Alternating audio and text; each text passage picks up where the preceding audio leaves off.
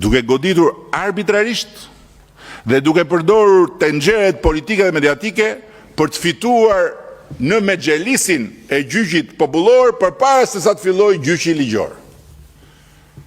Edhe rasti që po diskutojmë aktualisht është i tillë. Fatkeqësisht nuk është rasti i parë. Po fatmirësisht nuk është as rasti më i vështirë. Sepse ndryshe nga sa ka ndodhur për shembull me kryetarin e Bashkisë Tiranës, prezumimi i pavajsisë të cilit nuk ka ekzistuar as përpara se sa i të merrej për herë të parë në pyetje. Dhe gjyqi mediatik ndaj cilit ishte një tjetër masakër, gurësh dhe pështymash. Me libër shtëpie, e denjë përmes jetën, jo për një shoqëri europiane. Në këtë rast,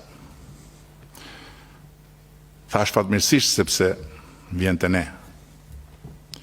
Na jep ne kushtetuta të drejtën të gjykojmë mbi dëshirën, nevojën, argumentet e prokurorit për të kërkuar një arrest pa gjyq. Se kjo është ajo që duhet ta kuptojnë të gjithë shqiptarët për të kuptuar pozicionin ton, pozicionin tim. Arrest pa gjyq. Asgjë më shumë, asgjë më pak. Dhe kështu na e jep kushtetuta mundësinë që as mos e humbim nga syt, as mos kemi fuqi ta ndihmojmë viktimën më të madhe e gjermësot të reformës së drejtësisë. E dini kush është viktima më e madhe e gjermësot të reformës së drejtësisë?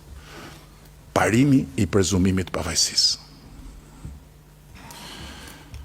Që ne të ngrem dorën për të votuar kërkesën e arrestit për Belinda Ballukun, me kartonin që na e kanë dhënë socialistët dhe mbështetësit tanë, përfshirë dhe ata të kryeqytetit socialistëve në Fier, na duhet të kemi të paktën njërin nga arsyet që kemi pasur kur e kemi bërë këtë më parë. Nuk po them të kemi sken krimi, të kemi kushte flagrance, apo të kemi qoftë dhe një provë bindse për tentativ, arratisi apo prishje të provave, të cilat janë normalisht arsye sine qua non për paraburgimin, sepse sjellin një lëndim relativ të detyruar të parimit të prezumimit të pavajsisë.